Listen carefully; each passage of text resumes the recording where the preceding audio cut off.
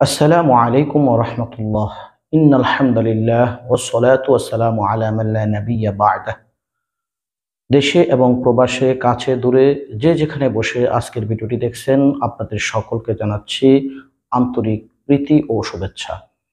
সুপ্রিয় দর্শক শ্রোতা, শুরু হয়ে গিয়েছে আরবি নতুন বৎসর 1447 হিজরি।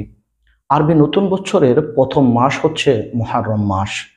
এই মুহররম মাসের গুরুত্ব ও ফজিলত অনেক বেশি হাদিসে উল্লেখ করা হয়েছে। বিশেষ করে মুহররমের 10 তারিখ অধিক গুরুত্বপূর্ণ। এই মুহররমের 10 তারিখকে আমরা আশুরা বলে থাকি। আশুরা সম্পর্কে আপনাদের অনেকগুলো প্রশ্ন আমাদের কাছে জমা হয়েছে, বিশেষ করে আশুরার রোজা সম্পর্কিত। তাই আজকে আমি আপনাদেরকে আশুরার রোজা সম্পর্কিত অতি গুরুত্বপূর্ণ 4টি প্রশ্ন ও তার উত্তর জানিয়ে দেব। তো চলুন প্রথমে আমরা প্রশ্নগুলো জেনে নেই। 1.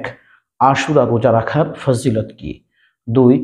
আশুরার রোজা কয়টি রাখবেন? 3. চলতি 2025 সালে আশুরা রোজা কত তারিখ থেকে রাখা শুরু করবেন?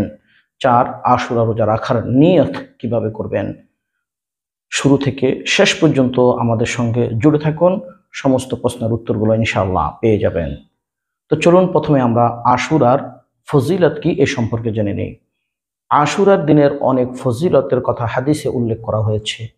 তন্মধ্য থেকে একটি হাদিসে হযরত আবু কাতাদা রাদিয়াল্লাহু তাআলা আনহু হতে বর্ণিত, তিনি বলেন, রাসূলুল্লাহ সাল্লাল্লাহু আলাইহি ওয়াসাল্লামকে আশুরার রোজা সম্পর্কে জিজ্ঞেস করা হলে তিনি বলেন, আমি আশাবাদী আশুরার রোজা পালনকারী ব্যক্তির বিগত 1 বছরের গুনাহকে আল্লাহ তাআলা ক্ষমা করে দেবেন। সুবহানাল্লাহ।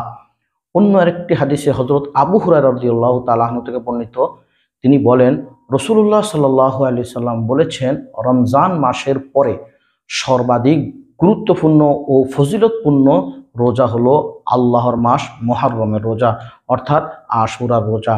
এই ছিল আশুরা রোজার সংক্ষিপ্ত ফজিলত। 2 নম্বর, আশুরা রোজা কয়টি রাখবেন? এই সম্পর্কিত একটি হাদিসে রাসূলুল্লাহ সাল্লাল্লাহু আলাইহি সাল্লাম যখন নিজে আশুরা রোজা রাখতেন এবং সাহাবীদেরকে আশুরা রোজা রাখার নির্দেশ দিতেন, তখন সাহাবায়ে কেরামগণ রাসূলকে প্রশ্ন করলেন, ইয়া রাসূলুল্লাহ, আশুরার এই দিন তো ইহুদিরাও রোজা রাখে, তারা এই দিনকে অনেক বড় মূল্যবান দিন মনে করে থাকে।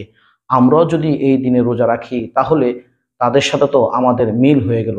তখন রাসূলুল্লাহ সাল্লাল্লাহু আলাইহি সাল্লাম বললেন, ইনশাআল্লাহ আগামী বছর আমরা আশুরার দিন রোজা রাখবো এবং আশুরার আগের দিন আরেকটি রোজা রাখবো, অর্থাৎ 2টি রোজা রাখবো।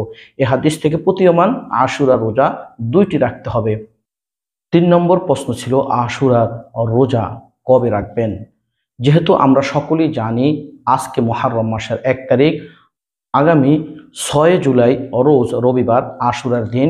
সেই হিসাবে আমরা 5 জুলাই শনিবার একটি রোজা রাখবো এবং 6 জুলাই আশুরার দিন একটি রোজা রাখবো।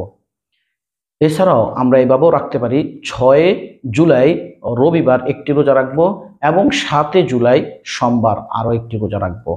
আল্লাহ পাক আমাদেরকে এই বরকতময় রোজাগুলো রাখার তৌফিক দান করুক, আমিন। চলুন এবার আশুরা রোজা রাখার নিয়ত কিভাবে করবেন। প্রিয় দর্শক, আশুরা রোজা রাখার জন্য আপনি যখন ভোর রাত্রে সাহরি খাবেন, সাহরি খাওয়ার পরে আপনি এভাবে নিয়ত করবেন যে আমি আল্লাহ পাকের সন্তুষ্ট অর্জনের জন্য আশুরার একটি নফল রোজা রাখার নিয়ত করলাম। এভাবে আপনি আশুরা রোজা রাখার নিয়ত করবেন। সুপ্রিয় দর্শক শ্রোতা, আশুরা সম্পর্কিত যদি আপনাদের আরও কোনো প্রশ্ন থেকে থাকে ভিডিওর কমেন্ট বক্সে কমেন্ট করবেন, ইনশাআল্লাহ জানিয়ে দেওয়ার চেষ্টা করব। পরবর্তী ভিডিওতে আপনাদের সামনে তুলে ধরবো যে আশুরার দিনে রাতে আপনারা কি কি আমল করবেন। সে ভিডিওটি দেখার জন্য সকলকে আমন্ত্রণ জানিয়ে আজকের মতো এখানে বিদায় নিচ্ছি। আসসালামু আলাইকুম ওয়া রাহমাতুল্লাহ।